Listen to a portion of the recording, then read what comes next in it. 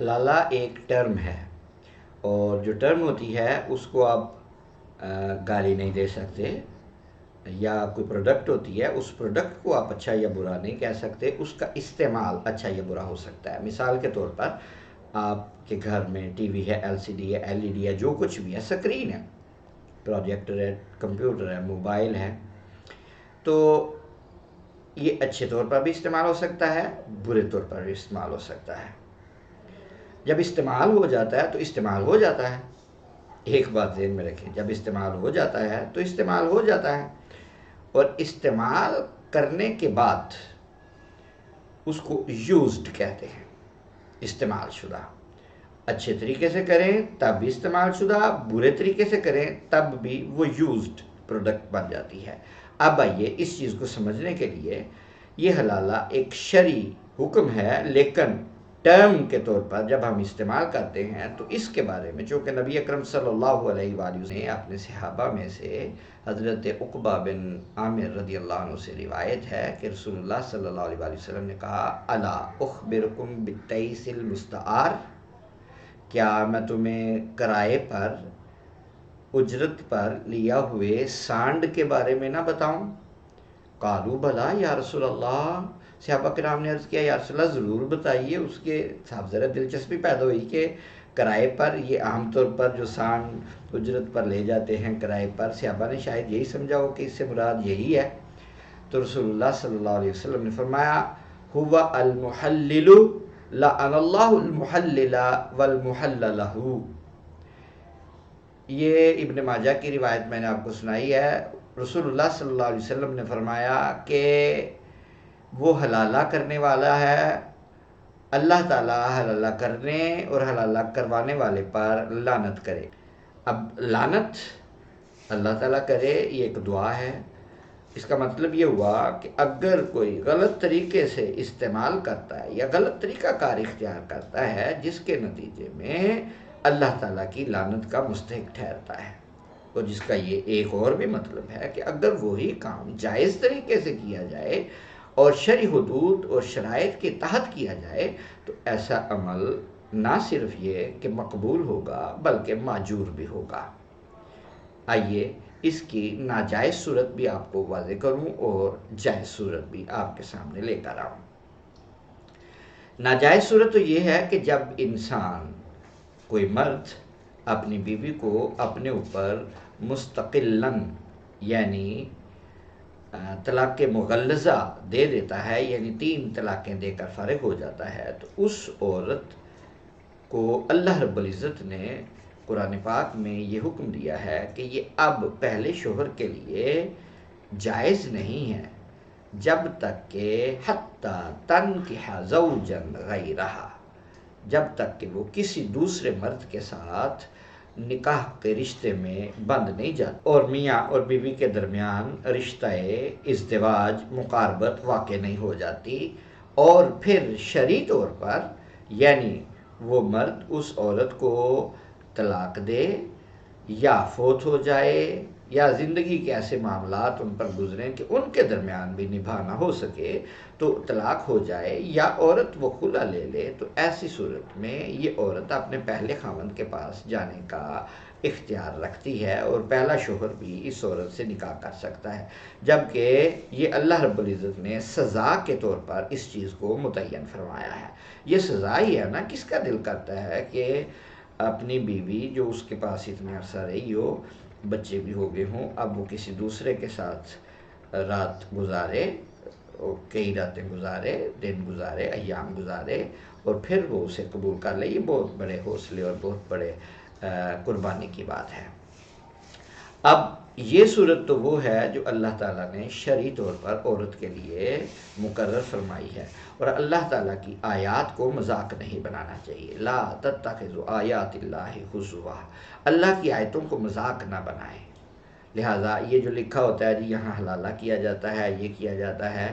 تو حلالہ ہوتا کیا ہے؟ حلالے میں کیا ہوتا ہے؟ حلالے میں یہ ہوتا ہے کہ جب وہ عورت مغلظہ طلاق والی، وہ اور اس کے گھر والے کسی کے پاس جاتے ہیں اور جا کر کہتے ہیں کہ اس آدمی سے جس نے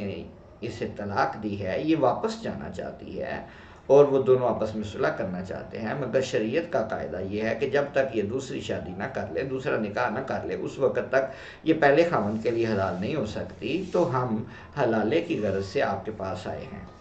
اور وہ کہتا ہے ٹھیک ہے میں حلالہ کر دیتا ہوں، نو پرابلم۔ ایسی صورت میں یہ لعنت کا مستحق ٹھہرتا ہے، کیونکہ اس نے نکاح کے وقت ہی دراصل اس کو طلاق دینے کی شرط رکھ دی تھی۔ تو جب نکاح کے وقت طلاق دینے کی شرط رکھ دی جائے تو ایسی صورت میں ایسا کیا گیا نکاح یہ نکاح باطل ہے اور نکاح واقع نہیں ہوتا، مگر جس طرح میں نے ابتدا میں بات کی تھی، پروڈکٹ جب غلط طریقے سے یوز ہو تو وہ بھی یوزڈ ہی ہے، اچھے طریقے سے یوز ہو وہ بھی یوزڈ ہی ہے، لہٰذا احکام کیا مرتب ہوں گے؟ ایسا شخص تو اللہ کے ہاں لعنتی ٹھہر گیا۔ اب دیکھیں یہ تو صرف لعنتی ٹھہرا ہے، اللہ تعالیٰ نے قرآن پاک میں ایک حکم قصاص بھی بیان کیا ہے۔ اس کا مطلب یہ ہے کہ دانت کے بدلے دانت، کان کے بدلے کان اور جان کے بدلے جان۔ اگر کوئی شخص کسی کو قتل کر دیتا ہے تو قتل کرنا اتنا بڑا جرم ہے کہ قیامت تک کے لیے اس کی نجات نہیں ہے، یعنی جس نے جان بوجھ کر کسی کو قتل کیا تو اس کی معافی نہیں، ہمیشہ ہمیشہ کے لیے جہنم میں سڑے گا۔ تو لعنت ایک طرف اور جہنم میں سڑنے کی قرآن پاک کی مکمل طور پر بڑی واضح صریح حکم ہے، محکم آیت ہے۔ ایسی صورت میں جب کوئی قتل کرتا ہے تو قاتل تو جہنمی ہے، مگر جو قتل ہوا وہ تو قتل ہو گیا۔ تو جب وہ قتل ہو چکا ہے تو ایسی صورت میں اس کا قصاص بھی لازم ہے۔ کوئی یہ کہے کہ نہیں کوئی قتل ہی نہیں ہوا تو یہ تو بات درست نہیں، قتل تو ہوا ہے۔ آپ وہ کہے کہ قصاص کیوں میں دوں، مجھے تو پتہ ہی نہیں تھا کہ قصاص ہوتا ہے۔ تو اس کا پتہ ہونا یا نہ ہونا یہ اہم نہیں ہے، اہم یہ ہے کہ اس نے وہ کام کیا، وہ کام ہو گیا۔ ایسے ہی اگر کوئی غلط طریقے سے شادی کرتا ہے، اگرچہ اس نے شرط بھی رکھی ہو تو شرط رکھنے کے باوجود وہ چیز چونکہ استعمال ہو جاتی ہے، اس لیے استعمال ہونے کے اعتبار سے وہ محلل تو گناہگار ہے، وہ لعنتی ہے، مگر پہلے شوہر کے لیے وہ عورت چونکہ اس نے وہ ازدواجی تعلق قائم کر لیا ہے تو یہ سزا وہ پا چکی ہے، لہذا پہلے شوہر کے لیے اس کے پاس جانا، نکاح کر کے اس کی اجازت ہوگی۔ اب دوسری صورت ہے کہ شرط تو نہیں رکھی تھی طلاق دینے کی، حلالے کی شرط تو نہیں رکھی تھی، حسن نیت سے اس نے نکاح کیا تھا، اور حسن نیت سے جب نکاح کیا، اور بعض دفعہ ایسا بھی ہوتا ہے کہ کسی کے پاس وہ عورت جب حلالے کے لیے جاتی ہے اور شرط نہیں رکھی جاتی تو وہ عورت کو دوسرا شوہر پہلے کی نسبت بہت سارے اعتبارات سے زیادہ پسند آ جاتا ہے اور وہ اس سے علیحدہ ہونا ہی نہیں چاہتی۔ لہذا اگر اس نے حسن نیت کے ساتھ اس کے ساتھ نکاح کیا ہے تو اگرچہ لاشعور میں اس کے ہو کہ میں میاں بیوی کے درمیان صلح کروانا چاہتا ہوں تاکہ آنے والے وقت میں ان کی اولاد وہ در در کی ٹھوکریں نہ کھائے اور وہ اولاد اپنے والدین کے زیر سایہ تربیت پائے، تو لاشعور میں اس کی نیت ہے، مگر جب عند نکاح اس کی کچھ ایسی بات نہیں، کچھ دن کچھ ایام وہ اپنے پاس رکھتا ہے یا عورت ہی خلا کا دعویٰ کر دیتی ہے، تو ایسی صورت میں مطلب دل میں جو بات ہوتی ہے چھپی ہوئی جس کا اظہار نہیں کیا گیا تو اس پر احکامات مرتب نہیں ہوتے ہیں، دل کی بات پر گناہ نہیں ہے۔ لہذا اگر اس کی نیت یہ خالص تھی کہ میں ان کو ملانا چاہتا ہوں اور ملا کر ان کی اولاد پر احسان کرنا چاہتا ہوں، تو ہو سکتا ہے کہ اللہ تعالیٰ اس کی اس نیت کا اس کو اچھا اجر اور اچھا بدلہ عطا فرمائے۔ لہذا بہت سارے علماء کرام وہ اس چیز کے قائل ہیں اور وہ سمجھتے ہیں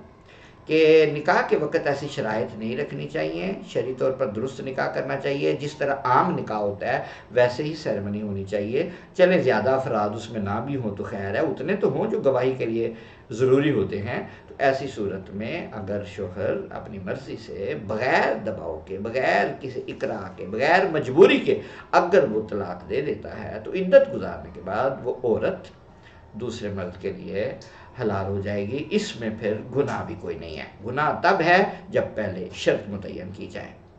اور یہاں سے ایک بات اور جو انتہائی زیادہ سمجھ میں آتی ہے وہ یہ کہ ایسے معاملات میں ہمیشہ جلدی نہیں کرنی چاہیے. اللہ تعالیٰ کے ہاں سب سے ناپسندیدہ عمل